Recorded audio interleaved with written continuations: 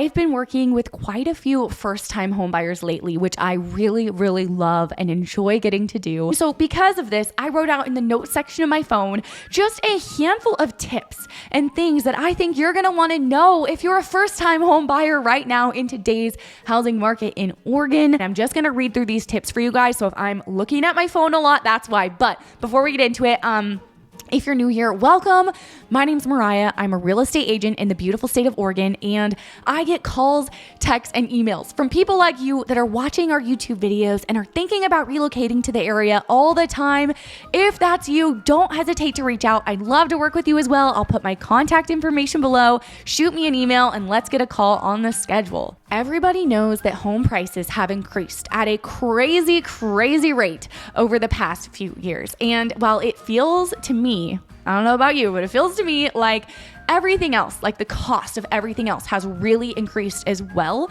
The cost of wages has not increased to match the cost of housing. Because of this, as a realtor, we hear a lot of people say that they want to wait until home prices drop to buy a house. However, none of the data is pointing to the fact that home prices will drop. All of the data is suggesting that home prices are going to continue to appreciate in value.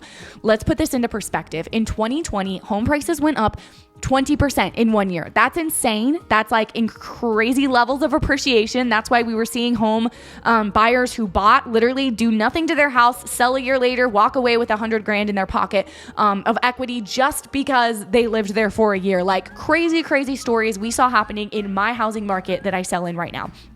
And while we do not expect home prices to appreciate that much or that quickly, that high, thank goodness, because that set us up for a lot of negative things in the housing market, we still, and when I say we, I'm not talking about me, housing market experts are predicting that home prices will appreciate about 4.5%. So we can compare that to 20%. Like it's going to feel like it's a really slow market as far as like appreciation goes, because that's what we saw just a few years ago. However, they are still expected to go up, just not that fast. Not even the housing market experts know what's going to happen or can, give these predictions with any sort of certainty for sure.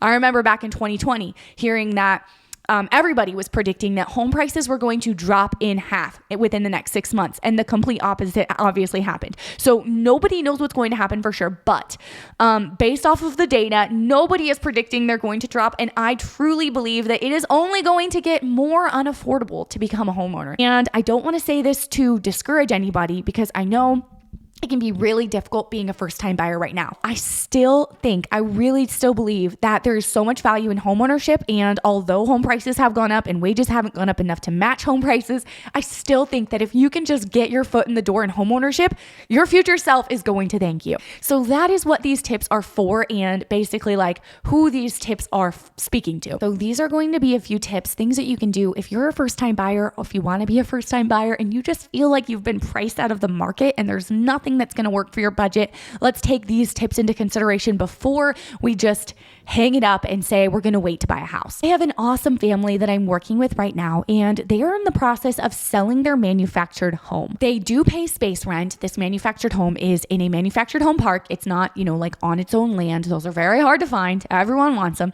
It is in a park. And they are paying $800 a month space rent for that manufactured home, obviously on top of whatever they paid when they bought the house initially.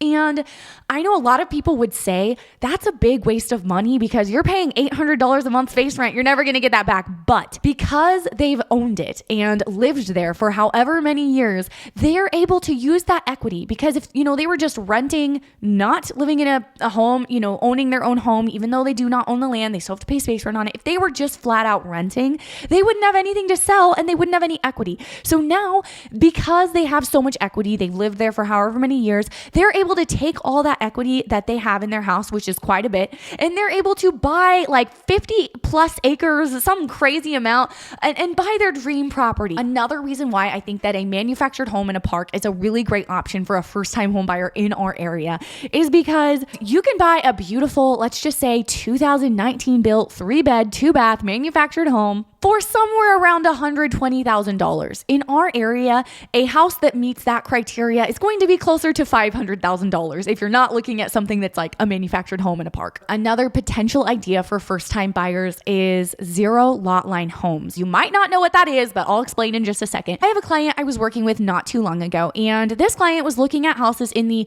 low $300,000 range, which in our area, Salem and all the surrounding areas, if you can even find anything in the low $300,000 range, like it is not going to be livable. It's probably not financeable. I almost guarantee you it's not financeable because of the condition.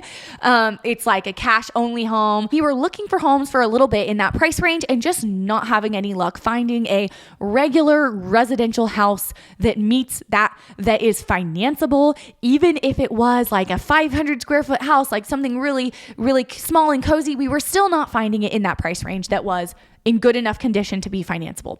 So what we ended up finding was a zero lot line home. This was such a great option for this client. And basically what a zero lot line home is it feels on the inside like you're just living in a regular residential home. The only catch is that one of the walls is attached to another house that's like right next door, another part of it. Most zero lot line homes are going to look very similar to a duplex where you share a wall. There's only one shared wall. There's nobody above you. There's nobody beneath you. And you own your home and you own the land. If you're looking at a really tight budget, then a zero lot line home could be a really great option to just get your foot in the door in homeownership and have something to call home that you can do whatever you want to because you own it and it's yours, and to start building that equity. My last example is a buyer I was working with in the Gresham area, and this buyer was looking for a 3-bed, 2-bath, 1,700 square foot or so home for her and her kids. And she wanted it to be in a safe area, clean, move-in ready. And we were looking in the upper $300,000 range, which there's not going to be any houses that fit that criteria in the Gresham area, at least, that are move-in ready, again, in good condition, that fit all that criteria. However, we found a gorgeous 2019 built townhouse.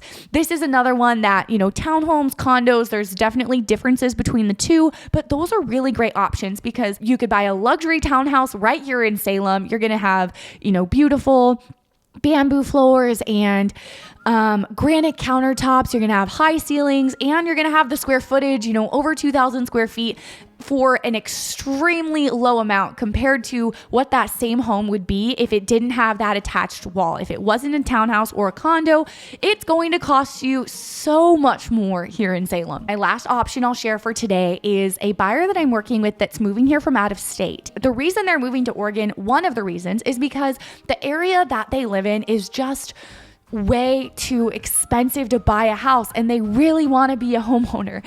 And so while they have a very, very, very limited budget, what we are doing is we are looking for towns that are about an hour commute to a city like Salem, for example. And so if you're not familiar with the area, there are towns all along the outskirts of Salem in basically every direction that some of them are going to have a little bit lower home prices than Salem, but it's not going to be like anything too drastic if you're like right there pretty close to Salem. However, the further you go out from the city, generally the cheaper the homes are going to be. So this buyer in particular is looking at houses that are an hour away from Salem. They're going to commute for an hour drive, because they really value home ownership and want to find something that they're able to buy and start building equity in. And they know in their price range, they wouldn't be able to find a house in Salem specifically, unless it was like a townhouse or condo type thing, but they want a residential home. So they're looking further out. So that's the next tip, is ask yourself, if you really want to own a home, how far out can I go from the city? How far am I willing to commute? That is it for today. Thank you for hanging out with me. If you have any real estate related questions or relocating to Salem, Oregon, or anywhere in the surrounding area questions, don't hesitate to reach out anytime. I'll put my contact information below. And if you haven't already, subscribe and hit the bell, because I come on here every week sharing everything you need to know about moving to, living in, and real estate in Salem and all the surrounding areas. Lastly, if you are considering relocating to Oregon, head over to my channel. I have a handful of playlists that you might grab value from, and I'll see you next time.